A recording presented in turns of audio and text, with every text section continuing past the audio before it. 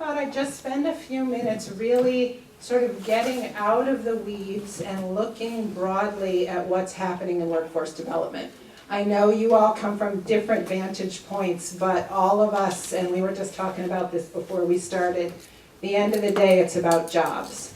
And the moment that we have now in workforce is a really exciting one, and I want to share some of that excitement and hopefully maybe even have a time for questions a little bit at the end. So I didn't bring any words on my slides because we can get lost in a lot of the technical pieces of this. I've just got some pictures. So anyone want to guess what this is a picture of? It's the customer. And so any conversation we have in the workforce system, I don't care if you're a local official, if you work at a community college, if you work in our career center, wherever you are, it starts and ends with the customer. And in the workforce world, that's about two kinds of customers. It's about that individual in our towns who is looking for a job, looking for a better job, looking for a future here or elsewhere to meet the needs that they have for themselves and their families. It's also an employer customer. So we have businesses in this area every day calling saying we can't get the right workers. We need people who have the skills and the training and what we need to really serve our own customers. So any conversation I think we have about wherever we sit, it starts here. And the other thing I like about this picture is there's a lot of us surrounding the customer. And I'll come back to this a few times, but every person in this room, I don't care what your day job is, if you're doing 4 jobs right now, as many of you I suspect are, we're all gathered around that customer saying, how do we grow our economy here? How do we make jobs better for people? How do we support our employers and the individuals in our community? So starting with the customer word 1. So I love this one too, because what this says is, this is our time. And when I say our, I mean the field of workforce and I mean jobs. And I mean that, and I guess I tell a little story about this. As I've said, been at this a few years. It used to be, as a workforce person, that we would call the economic development people and it wouldn't quite be at the top of their list to talk about workforce. There were lots of driving issues of permitting, of getting that road in place, and all those things are still important, of course. But the elevation of and the prioritization of workforce issues for businesses coming to locate in Kentucky, coming to locate in Hancock or Davis County, I don't care where.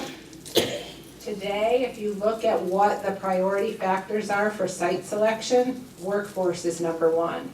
That wasn't always true. It's true because of the complexity of the jobs. It's true because of growth. It's true for a lot of reasons. But the first thing I'd say about this is our time is there's a lot of prioritization going on right now around workforce issues. And a conversation I was having with Jody Rafferty a little bit this morning is be careful what you wish for, right? Are we ready for it to be our time? Do we have the trained workforce that we need? Do we have the technology and the services we need? So it's our time, there's lots of opportunity, there's lots of scrutiny, and at the same time, are we ready? And so that's what keeps me up at night in my job as commissioner and as someone who's worked my whole career to get people trained and into better jobs, to get them into family sustaining wages, to get employers to grow and to thrive where they are and elsewhere. So first word customer, second word time. These are dots, and something we say a lot is we need to connect the dots. And so the third thing that I think we're all about right now in workforce is connecting the dots. And this is not an exhaustive list, I just stole it from ClipArt. But I think there's a couple things that are really near and dear to us as we think about the future of workforce. If I look at the data for the Green River workforce investment area, healthcare is one of the thriving sectors, one of the ones where we have a lot of good jobs. So we've got medicine sitting there. We've got technology, and I'll say more about that in a minute, so hold that thought. Government, community, education. And so we can't get away with our silos anymore. We have to connect the dots. It is the only way we'll prepare the young people in this area for the jobs that are there for them if they're ready. It's the only way they'll take care of us when we're all retired and sitting in the backyard. All those pieces together require us to connect the dots. And it's not always an easy thing to do. I think that we sometimes come from a different vantage point. We speak a different language about jobs, about wages, about training, and yet in the end, if we connect the dots, we can have the kind of communities and the kind of Green River area that we want, which is that our kids can be here and have good jobs, or they can move and have good jobs, and they can take care of their families. Technology. So this one, I think, is a huge issue for us in the workforce system, and certainly I want to speak a little bit to my experience both in Vermont and in Kentucky about in rural areas. So technology has got three pieces when we talk about workforce. The first piece is, how do we serve our customers, right? Do they have access? Do they have access to services to help them find jobs? And as our younger customers come in the door, they want to use their smartphones to do anything and everything that has to do with their future. Are we there for them? So really having the opportunity to serve customers through technology, I think, is a big piece. The second piece is data. So if I go back and say those dots and I look at, say, education, we have in schools a whole function now called college and career readiness, right? And in doing that, are we looking at data that tells us what the future opportunities will be for our kids and what they need to do now in order to be ready for those opportunities? So when I go back and think about technology, the first thing is, how do we serve people well? The second thing is, how do we equip them and ourselves, wherever we sit in local government and community college and career centers, in schools and hospitals, with the data to hire people and train people well. And that's a very complex and exciting place to be right now. There's tons of data.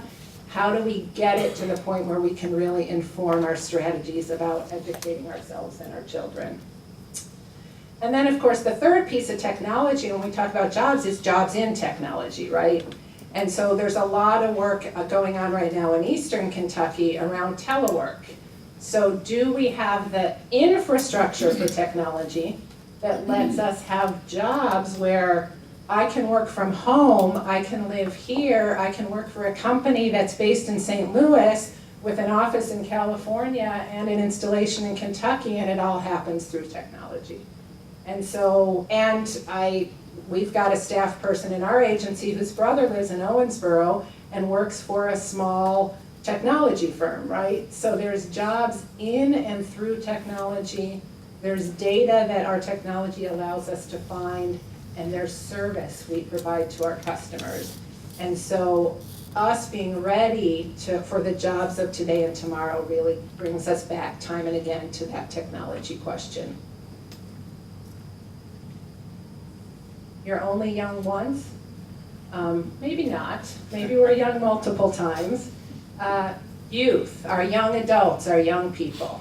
I promise not to go into the weeds of the new workforce law, but let me just say that there's a huge focus on improving the way young adults are trained and equipped and supported for employment.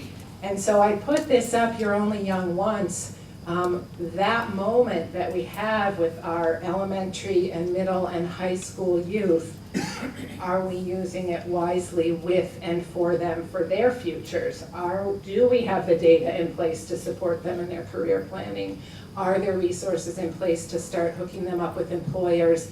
There's lots that's been written every summer for the last several about youth employment on the decline. What's the future look like from an employment standpoint with youth? And in the new era of workforce, how do our youth with disabilities and other challenges get integrated into employment settings and have the opportunity for themselves to have family-sustaining jobs in the future? So maybe we're not so young anymore, maybe we feel older some days than others, and what are we in our respective roles in our towns, in our schools, in our day jobs, doing for our youth to get them ready for those jobs of tomorrow? Anyone want to guess what this is a picture of? These are our industry sectors. You might not be able to tell, but one of the things we just talked about this morning, doing a little planning around the workforce system here, is the need to really focus our workforce planning and work on the growth sectors in our local and state economies. And so the workforce boards at the state and local levels are going to be more and more focused on that. In this area, that's healthcare, that's transportation, that's manufacturing.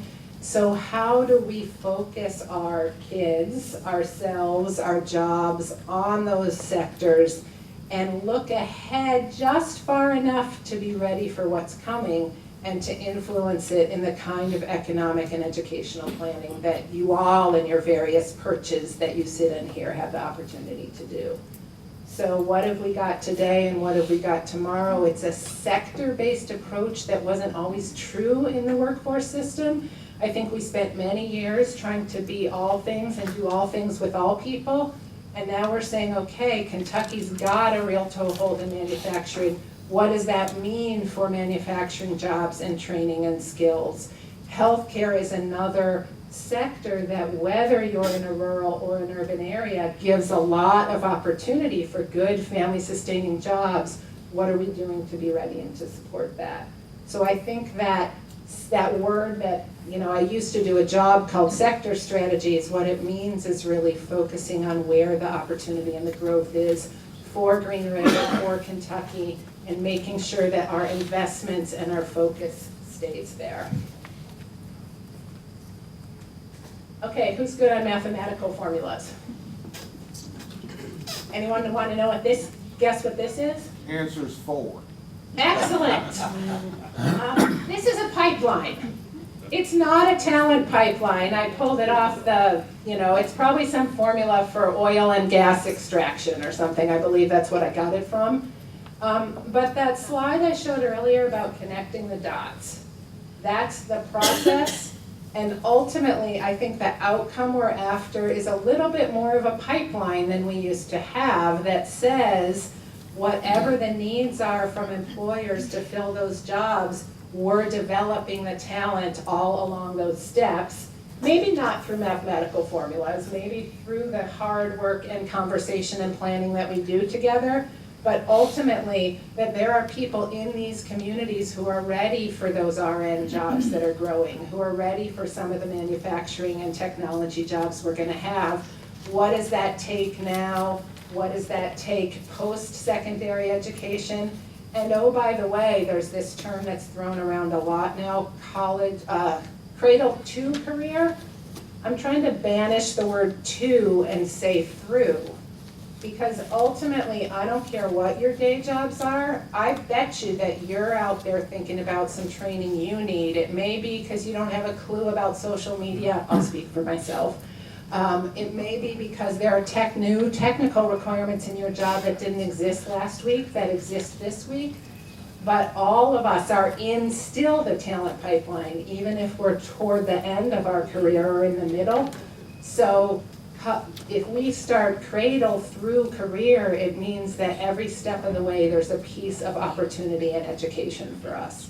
And I think we all have a stake in that in our smaller towns, in our bigger towns, in our state agencies. I don't care where you sit, you've got a stake in building the talent pipeline. It might be with your grandkids, it might be with your constituents, whoever that is. So my last word is thanks. And you'll see here, that's in lots of languages. I don't think that nearly covers the languages we speak, right? We speak government bureaucrat languages some days, which we sound like we're coming from state government and we're here to help, and we got all kinds of rules and requirements around that. We might speak construction language, we might speak healthcare language, we might speak local government language and start talking a lot about roads and bridges and asphalt and all kinds of things that we've got. And ultimately, we owe it to ourselves and our kids to speak the same language, and it's the thanks language, right? We all have a role to play in the future of workforce development. We're all doing that every day, running our businesses, serving our constituents. If the first word is thanks, and maybe that's battling it out with the first word being customer, I feel like we can sort out some of the things that get a little naughtier some days about how we do that well. And so I'm privileged to have the opportunity to work with the local elected officials, the workforce folks here in this area, Karen Duker, who's our local career center regional manager. All of us are really here to assist in that process of the talent pipeline and jobs and technology and connecting the dots. And anything that we can do to support those efforts that you all have, any questions that we can answer, I think that's what we're here for in the privilege of serving in state government.